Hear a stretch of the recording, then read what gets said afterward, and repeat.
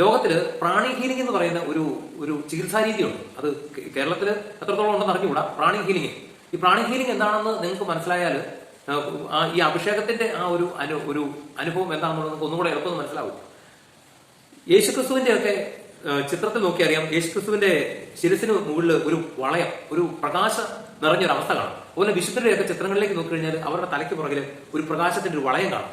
പ്രിയപ്പെട്ടവരെ, ദൈവത്തിന്റെ വചനം അനുസരിച്ച് വിശുദ്ധിയിൽ ജീവിക്കുന്ന ഒരു മനുഷ്യനിൽ അവനെ ചുറ്റി ഒരു പ്രകാശവലയം ഉണ്ടായിരിക്കും, ഒരു പ്രകാശവലയം.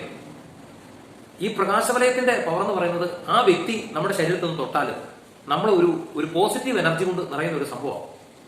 അപ്പോൾ ഏതെങ്കിലും കാരണവശാൽ ഈ വ്യക്തിയിൽ തിന്മ നിറയുകയും ഇയാൾ പാപം ചെയ്ത് ജീവിക്കാൻ ആരംഭിക്കുകയും ചെയ്ത് ഇയാളുടെ ആ പ്രകാശവലയത്തിന് പൊട്ടലേറ്റ് ഇയാളിലേക്ക് പുറത്തുനിന്ന് ഇയാളുടെ ശരീരത്തിനുള്ളിലേക്ക് നെഗറ്റീവ് എനർജി കടന്നു വരും.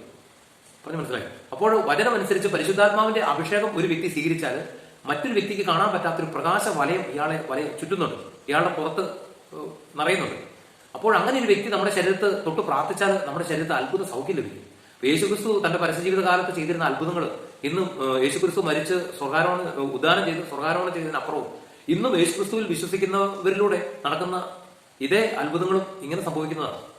ഇവരിലൊക്കെയും ഒരു പ്രകാശത്തിന്റെ ഒരു വലയമുണ്ട്. ആ പ്രകാശത്തിന്റെ വലയം എന്ന് പറയുന്നത് അത് യഥാർത്ഥത്തിൽ പരിശുദ്ധാത്മാവാണ്.